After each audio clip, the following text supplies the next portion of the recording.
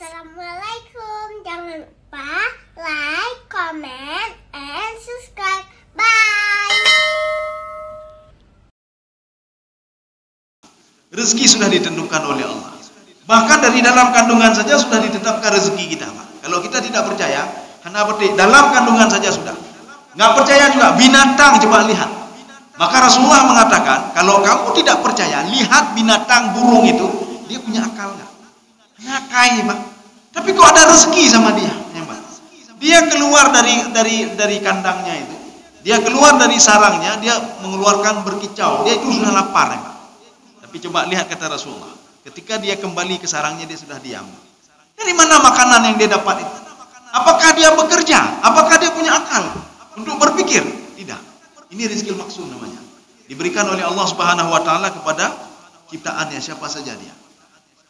Makanya mereka yakin, Pak. Ya, nih orang tawakal itu yakin. Yang mematikan Allah, menghidupkan Allah, memberikan rezeki adalah Allah Subhanahu wa taala. Kaum muslimin sidang jemaah dirahmati Allah.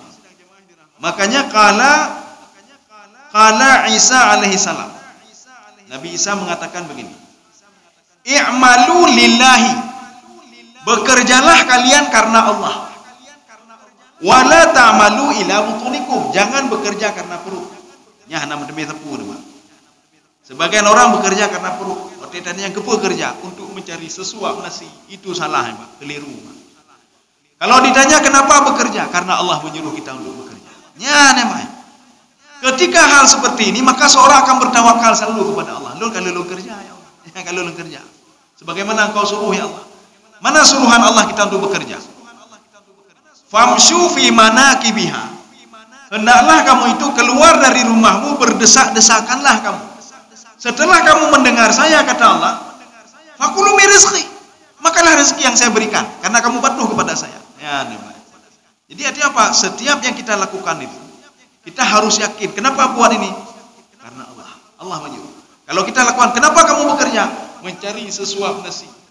Seorang yang mengatakan seperti itu, maka dia sudah bertawakal dengan tangannya. Nyo jaronyo ya minta sesuatu untuk sesuap nasi. Maka Allah Subhanahu wa taala mengatakan di dalam hadis qudsi yang lain. Kalau kamu yakin kepada tanganmu, yakin kepada dirimu, kamu sanggup mencari ini, cari itu, sekarang pergi dan urus dirimu sendiri, kata Allah. Baiklah kele maklun, kata Allah, urus dirimu sendiri. Maka orang seperti ini kadang-kadang susah deh, Pak. Ini makan siang saya di mana? Ini perut saya kayak gimana? Ini bagaimana? Untuk ini bagaimana? Susah deh, Pak. Susah sekali. Karena Allah sudah membiarkannya. Sekarang cari sendiri kamu.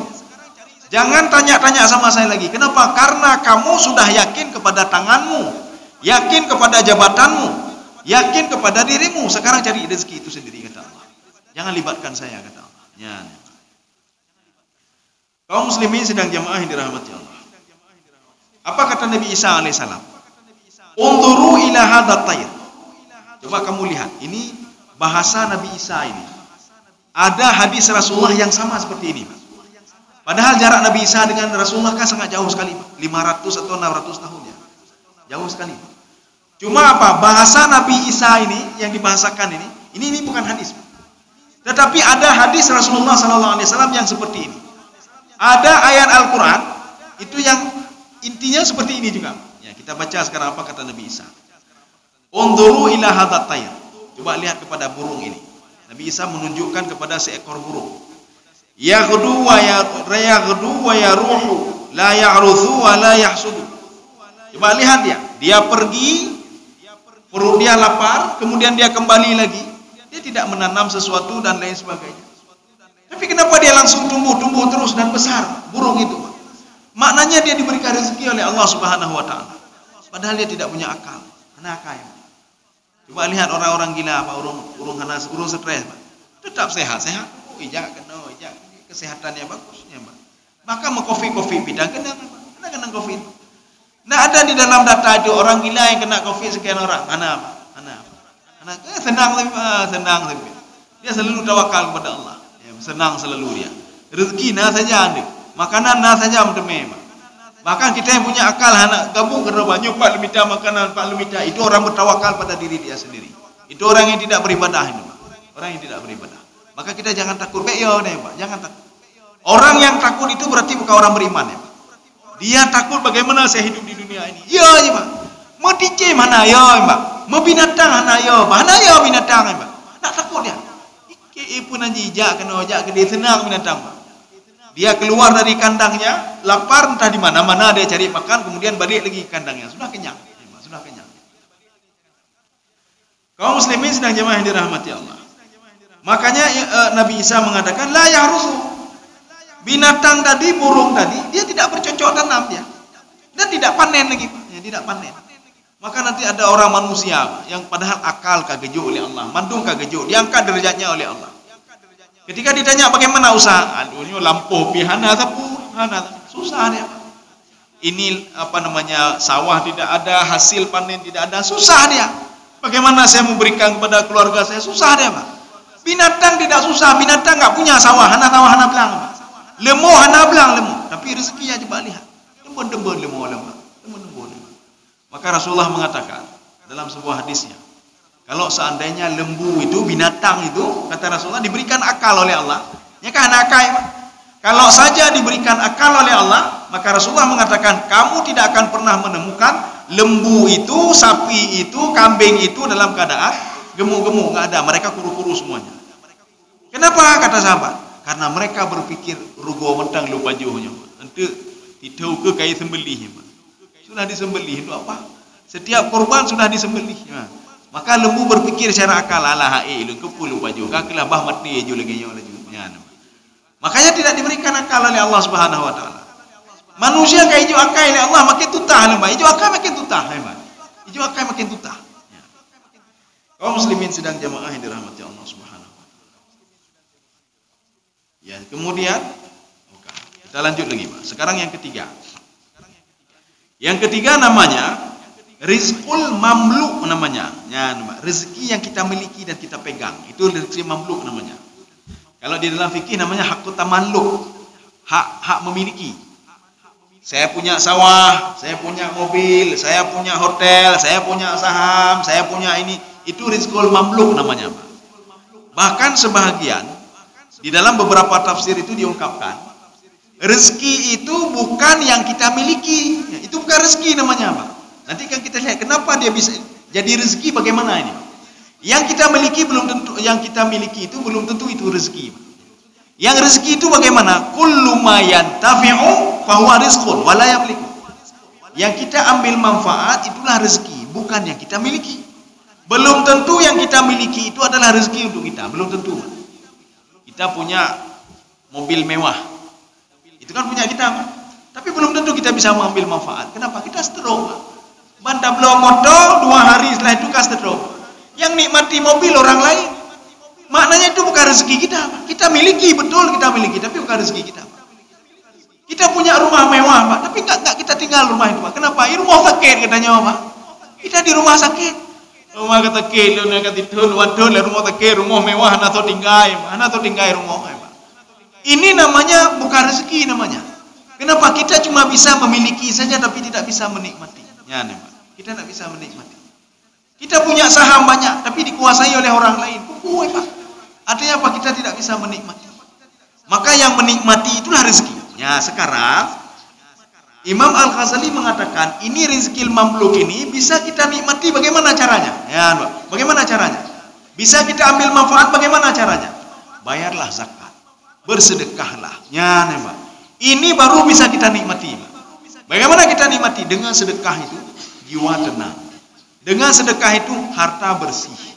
Dengan sedekah itu banyak sekali manfaat, Pak. Dengan sedekah itu ibu doa malaikat, Pak. Malaikat berdoa. Dengan kita bersedekah, orang-orang samping kita berdoa, ya Allah, ne penjeroh rezeki dengku, ya ne penjeroh ya Allah, ne puji rezeki, ne berkah rezeki. Doa orang lain kita nyom. Gara-gara rezeki tadi. Ya, gara-gara sedekah tadi. Gara-gara zakat tadi. Ya. Maka yang ketiga, ini namanya rizqu al-mamluk. Bagaimana rizqul mamluk? Fama yamlikuhu kullu wahidin minal amwal. Setiap orang yang menguasai harta, saya punya duit. Maka duit itu tidak berharga kalau dia tidak mengambil manfaat dari duit itu. Bagaimana manfaat? Bantulah orang lain. Maka dia akan dapat manfaat itu. Ya, itulah rezeki namanya. Kita kalau punya anak 10 orang, tapi 10 orang itu tidak bisa memberikan manfaat kepada kita, berdoa tanjuknya, Pak. Itu pun berdoa, berarti itu bukan rezeki kita. Kita bisa memiliki anak itu. Kita besarkan anak itu sekian puluh tahun, kita besarkan anak itu. Kita sekolahkan dia, kita berikan pendidikan kepada dia. Habis ditiuro tajuk kanaknya, Pak. Belum tentu itu rezeki kita. Kenapa? Kita tidak bisa ambil manfaat dari dia. Itu thodor tanya, Pak. Itu mayang dan taputan. Ibu doa ke tanya opi, dah ibu berdoa, Pak. Tahu dia doa. Waktu meninggal kita, dan kaimum hancur. Artinya manfaat ada, Pak. Berdoa ke ya, kan meninggal ya, tak bisa saya. Aji pun itewa orang lain, Pak, itewa orang lain. Makanya di di Jakarta itu ada perkuburan ada perkuburan mewah, ya, Pak. Ya. Di situ sudah ada tengku-tengku untuk kita bayar. Makanya banyak orang ala hai apikir yang bayar je tengku yang bayar. Salah satunya ada orang Aceh, Pak. Ada orang Aceh. Maka orang Aceh ini dapat bonus banyak, Pak. Kan getuk jubah, Pak. Getuk sorban. Berarti katanya mau berdoa bagaimana? Minimalis atau yang biasa-biasa atau yang VIP? Ya, Pak. Oh VIP, nyo VIP doa panjang becu. Ya, Pak. Kalau minimalis cukup Al-Fatihah, ya, Pak. Ya, Al-Fatihah. Ya, anak yang hai tepui doa ngondang, Pak. Kamu nanti amin saja ya. Hai tepui baca, ya, Pak. Makanya ditanya oleh yang lain, Pak, kamu bagaimana supaya dapat bonus? Tamonya mudah mefi lah bonus, Pak. Jadi ya Allah ini moy Pak Aceh ni Pak. Itu dapat bonus lagi nih Pak, bonusnya Pak. Apakah kita mengharap dari orang-orang seperti itu? Maka kalau ada orang tua meninggal, anak langsung berdoa kepada Allah, Pak. Berdoa langsung, Pak. Mak meninggal, anak langsung, Pak. Itulah namanya manfaat. Ini namanya ar-rizqu al-mamluk. Kita punya anak. Ini anak kita bukan anak orang lain, Pak. Tapi manfaat tidak ada. Kupuh, Pak. Tidak ada manfaat. Capek kita sekolahkan, tak tahu apa-apa dia.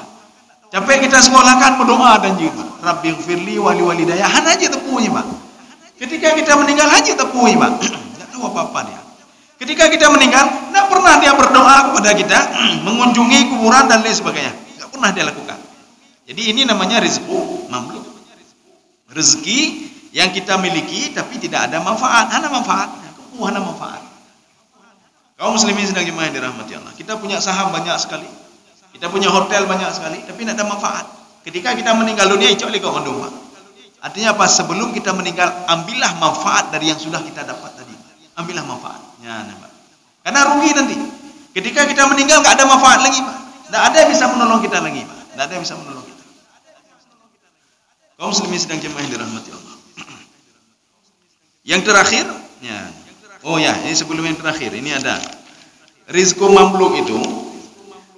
Makanya Allah Subhanahu wa taala berfirman, "Anfiqu mimma razaqnakum," ay mimma malaknakum.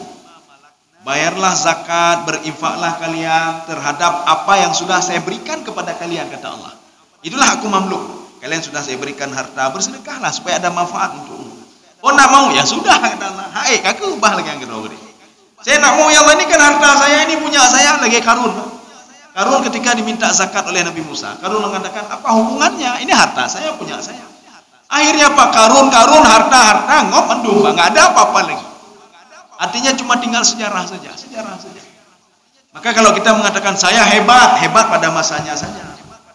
Mungkin Karun kalau tinggal pada masa sekarang, anak hebat nih, Pak. Mungkin Fir'aun kalau tinggal masa sekarang, anak hebat nih, Pak. Peralatan tidak canggih, semua tidak canggih, kita sudah canggih, ya, Pak. Kita sudah canggih. Peralatan Fir'aun mentang gerubak tarik, ya, Pak. Gerubak tarik. Ya, Pak. Kita mana ada gerubak alam, Pak. Kita kan sudah canggih. Ya. Kita ini secanggih-canggih kita nih, fasilitas canggih. 100 tahun kemudian yang Cina hanya canggih ini, Pak. Maka hebat menurut masanya saja. Kalau ada yang mengatakan saya hebat, ana rabbakumul a'la, kata Fir'aun, pada masa kamu saja. Setelah kamu itu enggak ada lagi hanale Fir'aun panina, Pak. Ana hebat lagi, Pak. Ya. Sekarang yang keempat. Yang keempat itu adalah ar-rizqul mau'ud, rezeki yang dijanjikan oleh Allah. Ya, Pak. Ini yang bisa kita cari ini, Pak. Ya, yang dijanjikan oleh Allah. Inilah yang kita cari. Kalau yang tiga tadi hana perlu cari, Pak, hana perlu minta, Pak. Enggak perlu cari. Bahkan yang ketiga itu perlu cari setengah-setengah, 50-50. Ada yang tidak cari sudah dapat dia. Tapi yang keempat ini diberi harus kita cari, Pak, dengan cara tertentu. Yang keempat ini, Pak. Apa itu rizqul maut? Fahuwa ma wa'adallahu bihi ibadahul al-muttaqin. Inilah yang Allah janjikan. Ini nggak dapat, orang kafir nggak dapat ini. Hei kerja enam demi. Makanya kita itu khusus orang-orang beriman itu yang rezeki keempat itu akan dapat kita. Kalau rezeki pertama, kedua, ketiga itu semua diberikan oleh Allah Subhanahu wa taala. Bahkan yang ketiga ini, kalau orang kafir, alah panena ya bersedekah-sedekah Pak. Orang mukmin dia bersedekah. Tapi yang keempat ini janji Allah khusus ini Pak, khusus. Enggak akan dapat orang berbuat maksiat akan dapat. Orang yang dia berbuat maksiat, dia ini orang lain tidak akan dapat rezeki yang keempat. Maka rezeki yang keempat, fahuwa ma wa'adallahu bihi ibadahu al-muttaqin. Hanya orang-orang muttaqin saja dapat rezeki yang keempat. Bisyarti takwa. Dengan syarat takwa dia kepada Allah, baru dia dapat rezeki yang keempat. Halalan min ghairi kaddin. Rezeki ini halal. Tidak perlu susah, tidak perlu gundah kita kalau sudah dapat rezeki ini. Inilah yang Allah katakan dalam firman-Nya. Wa may yattaqillaha yaj'al lahu makhraja wa yarzuqhu min haitsu la yahtasib. Ketika seorang bertakwa kepada Allah, maka akan diberikan rezeki oleh Allah Subhanahu wa taala dari sisi yang tidak terduga-duga. Kita tenang sekali jiwa hari ini. Ya Allah, tenang dah jiwa ya Allah. Ya nama. Mana kaget ke tanya Pak? Kaget tu mana?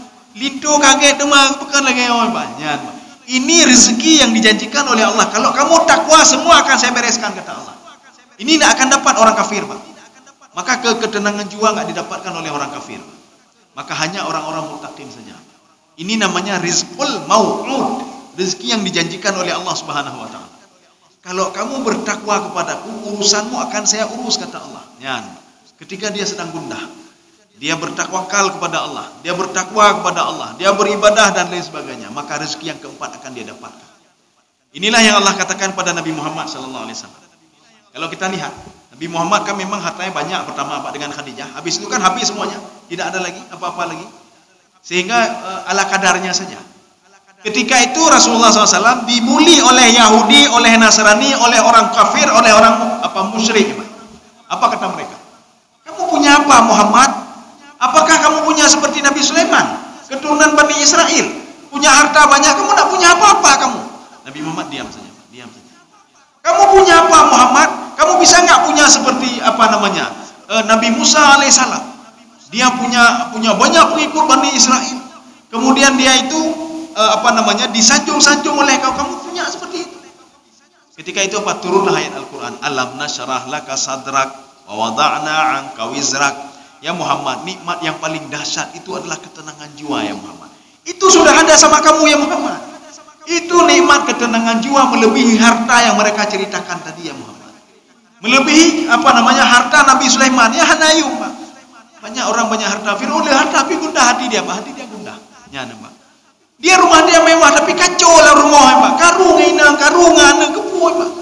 Titik ulai piring terbang Pak.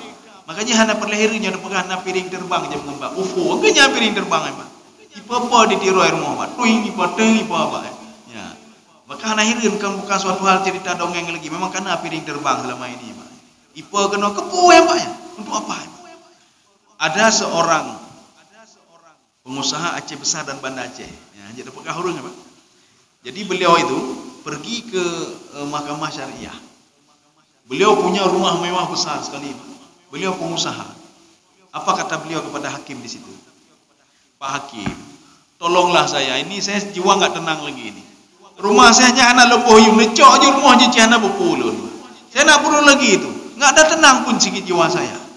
Mobil saya banyak nggak tenang pun jiwa saya. Lampu saya nggak tenang jiwa. Ditanya kenapa?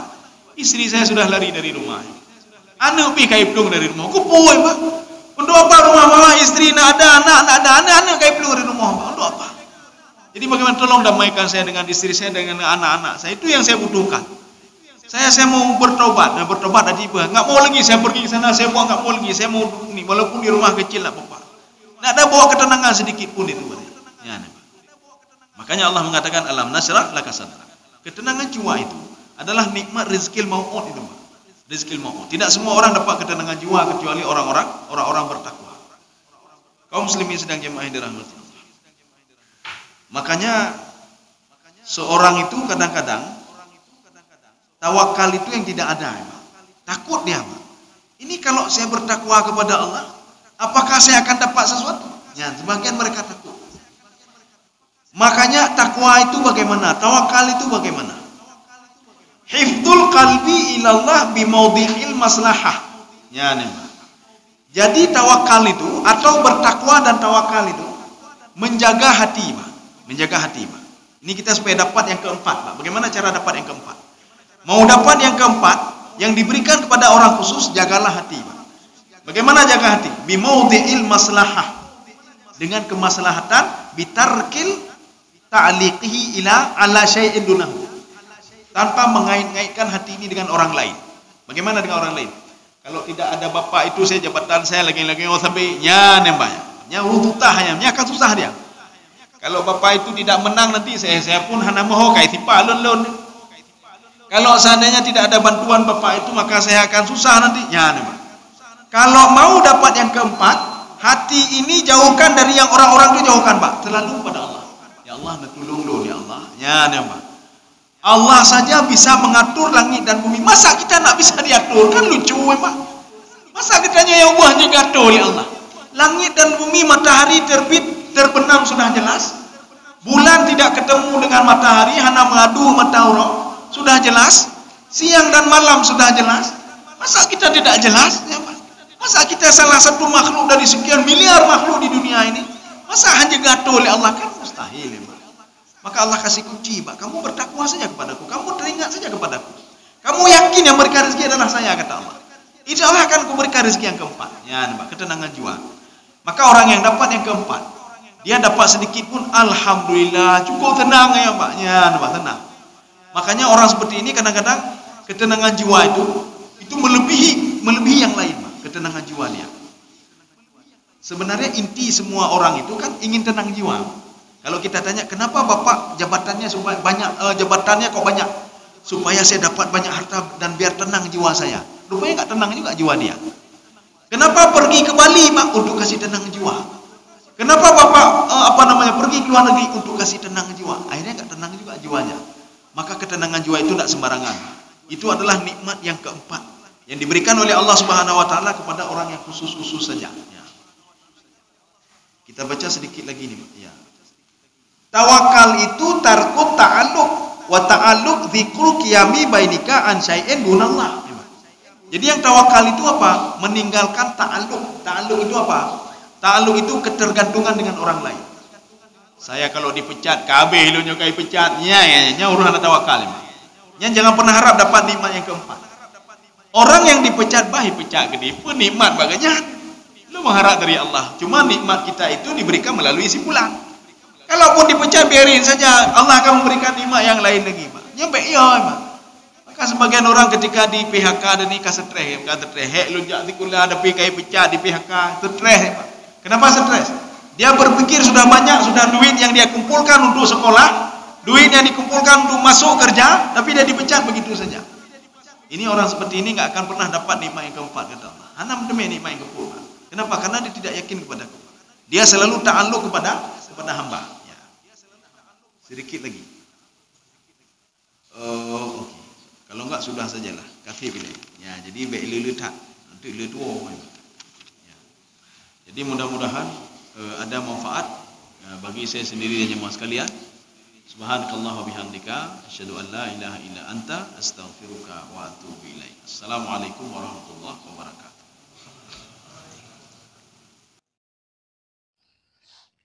Terima kasih.